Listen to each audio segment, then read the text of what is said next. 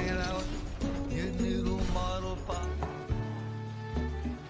last words? The new curtains are hideous.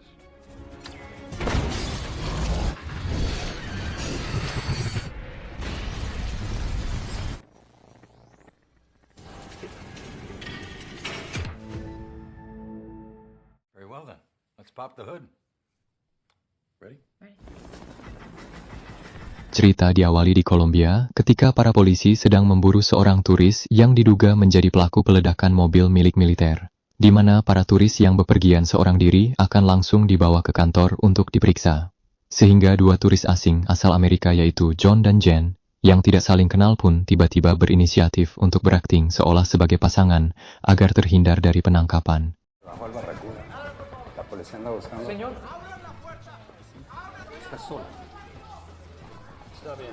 Dipertemukan dalam momen yang tidak direncanakan, hubungan John dan Jen pun menjadi semakin dekat hingga memutuskan menjalin hubungan selama 6 minggu lamanya mereka pacaran. John dengan sangat yakin akan menikahi Jen meski belum tahu dengan jelas seperti apa asal-usulnya. Sepulangnya ke Amerika, John bercerita kepada sahabat dekatnya bernama Eddie terkait rencana nikahnya ini. Dari penuturannya, Jen adalah seorang wanita mandiri yang bekerja di bidang saham. Sementara Jen sendiri menceritakan kepada temannya bahwa John adalah seorang kontraktor besar yang sukses.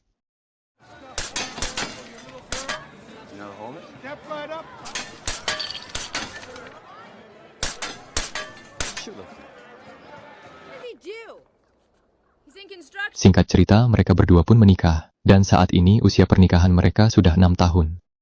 6 tahun berumah tangga, John dan Jen belum dikaruniai momongan. Sikap keduanya tampak sangat dingin, fokus pada urusan masing-masing, dan seolah menyimpan rahasia yang disembunyikan.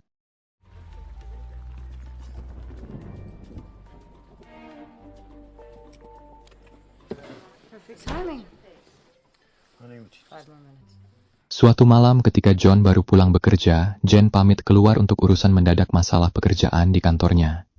Yang tak lama setelah Jen pergi, John juga diam-diam keluar menggunakan taksi. Jen ternyata tidak pergi ke kantornya, melainkan pergi ke sebuah hotel untuk menemui seorang pria yang tampak seperti bos perusahaan. Entah si Jen ini melakukan perselingkuhan atau ada tujuan lain. Namun ketika Jen dan si bos sudah berduaan di kamarnya, Jen tiba-tiba mematahkan leher pria tersebut. Even a bad boy selling big guns to bad people. You know what happens to bad boys? They get punished. Punish me.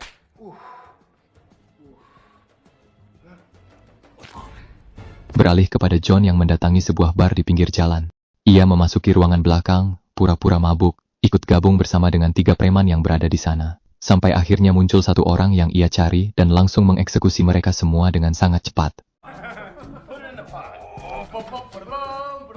Are you lucky? Yeah. No kidding. You are the job.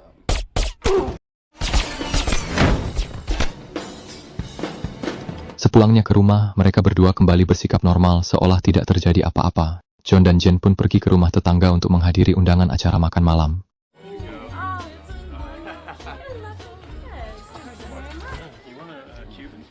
Actually, I got all my dough buried under the tool shed. Oh, she likes you.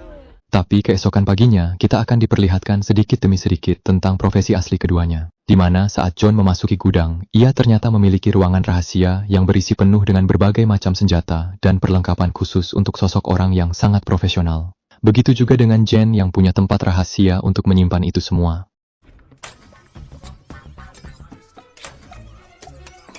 Saat keduanya sudah tiba di tempat kerja masing-masing, John dengan pekerjaannya sebagai kontraktor dan Jen pemilik perusahaan saham, akhirnya diketahui pekerjaan asli mereka berdua.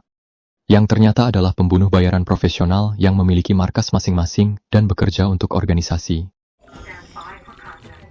Secara kebetulan, di hari ini mereka berdua sama-sama mendapat tugas untuk membunuh orang yang sama, yaitu seorang pemuda berbahaya yang dijuluki sebagai The Tank. Keduanya langsung meluncur ke lokasi tanpa saling mengetahui. Berlokasi di padang gurun, ketika The Tank sedang dalam proses pemindahan ke penjara lain, Jen sudah menyiapkan beberapa peledak yang dilengkapi dengan sensor yang akan meledak ketika mobil The Tank melewati sensor tersebut. Ia hanya perlu menunggu dan memastikan alatnya bekerja dengan sempurna. Namun dari arah yang berlawanan muncullah John yang memacu mobilnya dengan kecepatan tinggi dan tak sengaja menyenggol alat sensor yang sudah Jen tempatkan.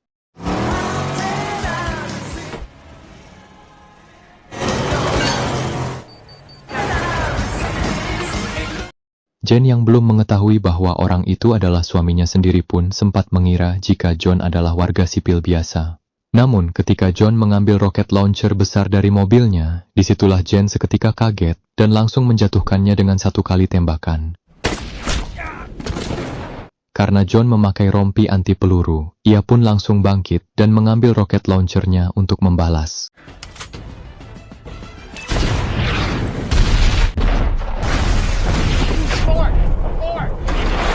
Sehingga pada akhirnya target mereka pun berhasil lolos dengan Jen yang juga kabur menggunakan sepeda motornya. Sementara untuk John, ia tak sengaja menemukan puing-puing laptop milik si Jen yang berserakan dan mengambil sebagian puing yang masih bisa untuk diselidiki. Tiba di markas masing-masing, John dan Jen langsung mengeluhkan tentang adanya pemain lain yang berada di lokasi. Mereka belum sadar jika orang yang mereka maksud adalah pasangan hidup masing-masing. Bermodalkan puing laptop milik istrinya, John pun meminta bantuan seorang ahli untuk memeriksa alamat laptop itu berasal. Chip's Chinese. I might be able to get you a billing address. 570 Lexington Avenue. Know the place? Sementara untuk Jen, ia memeriksa rekaman video saat John sedang kencing sesaat sebelum diledakkan oleh roket launchernya. Setelah alamat laptopnya sudah didapat, John langsung pergi ke lokasi gedung yang menjadi markas rahasia istrinya. Yang alangkah terkejutnya John saat mengetahui jika CEO atau pemilik perusahaan di lantai paling atas ternyata adalah Jen, pasangan hidupnya sendiri.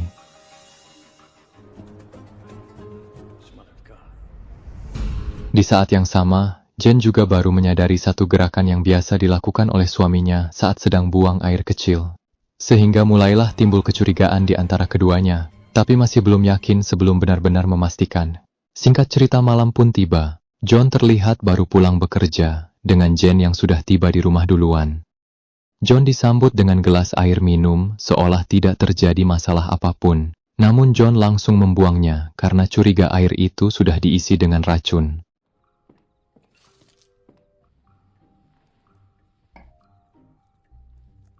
Tak cukup sampai situ saja. Ketika Jen akan memotong daging panggang menggunakan pisau, John langsung mengambil alih pisau tersebut dengan alasan ingin membantu sang istri. Ketika saat makan, keduanya masih saling memandang satu sama lain dengan tatapan penuh waspada dan mengawasi. Demi memastikan kecurigaannya, John pun pura-pura menjatuhkan botol wine untuk menguji refleks istrinya, dan inilah yang terjadi. I'll get a towel. Saat John sudah berhasil mengambil pistolnya, Jen ternyata kabur menggunakan mobilnya, di mana John dengan cepat berlari mengejarnya dan tak sengaja menarik pelatuk yang nyaris mengenai wajah istrinya. How could I be so stupid?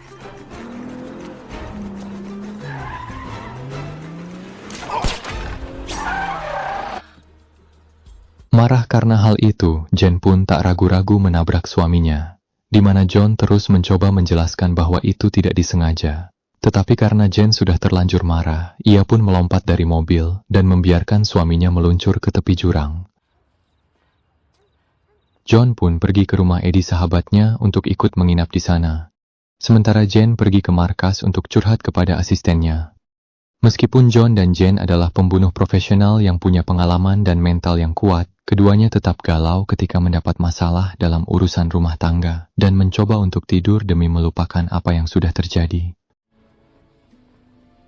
Keesokan paginya, Jen mendatangi rumah dengan membawa serta pasukan pribadinya. Ia berencana memeriksa setiap sudut rumahnya sendiri untuk mencari tahu di mana saja barang-barang rahasia milik suaminya disembunyikan. Tak lama setelah Jen selesai mengacak-acak rumah, John pun datang dengan membawa tetangga dekatnya sebagai tameng kalau-kalau ada istrinya di sana.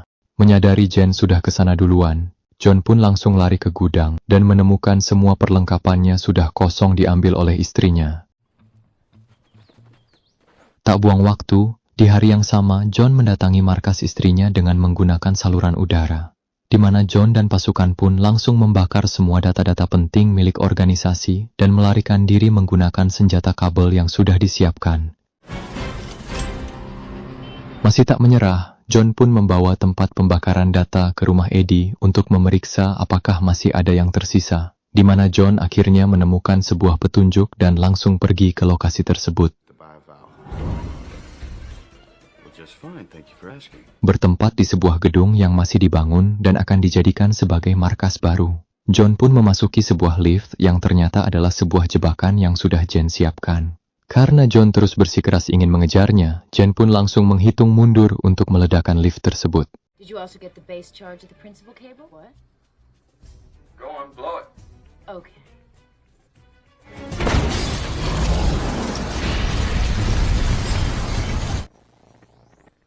Namun John ternyata masih hidup. Ia sudah meretas kamera CCTV lift tanpa sepengetahuan Jen dan anak buahnya.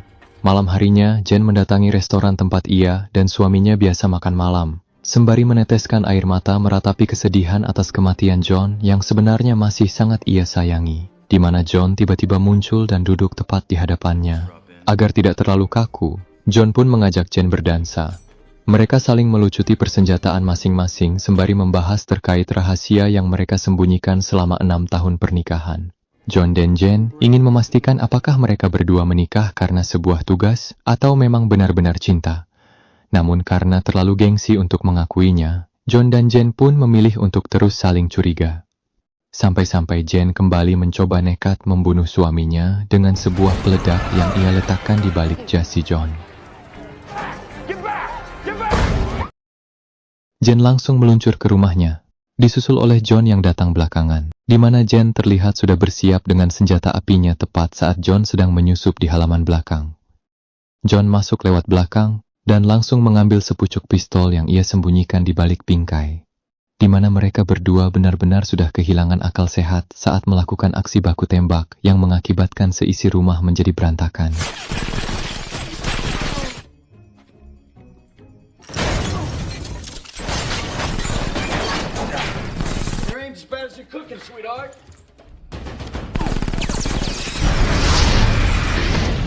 Selesai dengan senjata api, mereka pun melanjutkan duel menggunakan tangan kosong. Hingga akhirnya keduanya saling menodongkan senjata dan terdiam selama beberapa detik untuk menembak atau tidak. 6 tahun berumah tangga, pasti ada rasa cinta di lubuk hati yang paling dalam. Hingga sebagai suami, John memilih untuk mengalah. Melihat ketulusan dan kepasrahan suaminya, Jen pun akhirnya luluh juga.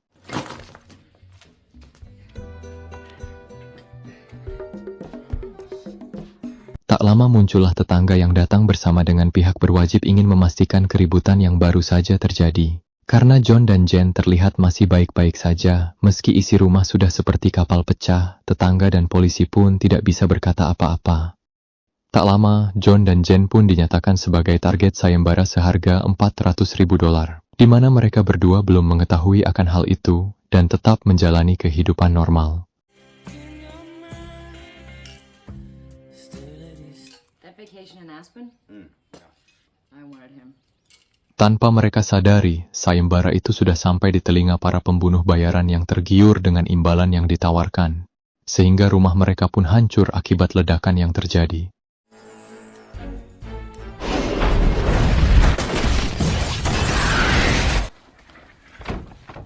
Karena posisi mereka sudah tidak aman lagi, maka satu-satunya cara untuk tetap bertahan adalah dengan terus bergerak dan pindah ke tempat yang lebih aman. Dalam perjalanan di tengah jembatan, John dan Jen kembali didatangi oleh para pemburu hadiah lain yang berambisi membunuh mereka berdua. Sehingga John dan Jen pun kembali beraksi dengan melakukan kolaborasi sebagai pasangan suami istri. Fine, go.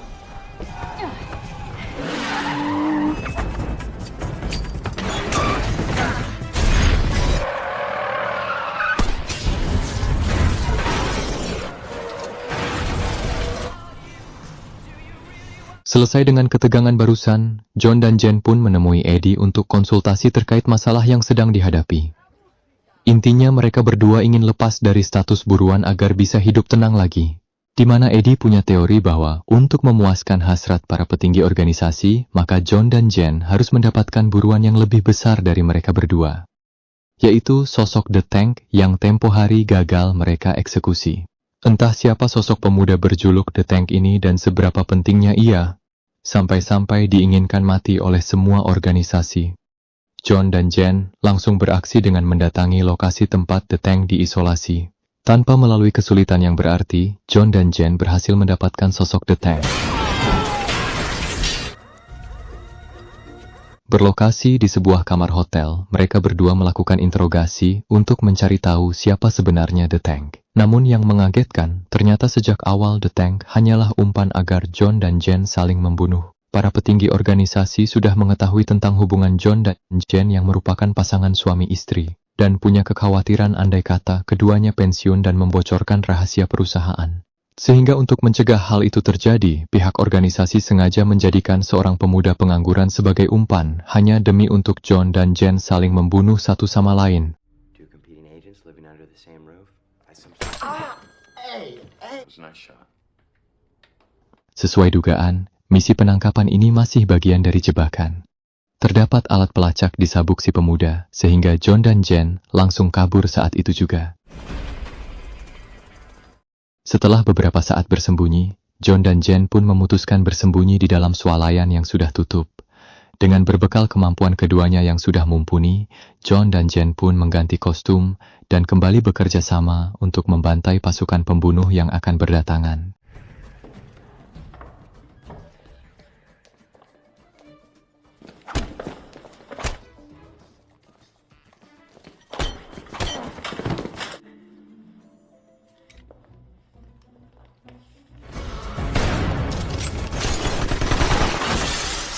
Karena pasukan pemburu terus bermunculan, John dan Jen pun menaiki lift menuju lantai 2, di mana mereka langsung disambut oleh pasukan yang sudah berada di sana duluan. Sempat terdesak akibat peluru yang tidak bisa dihindari, namun keduanya masih bertahan berkat rompi anti peluru yang dikenakan. John sempat menyarankan agar Jen lari saja, namun karena tidak ingin membiarkan suaminya berjuang sendiri, Jen memilih tetap bersama sampai akhir meski nyawa sebagai taruhannya. I was patrolling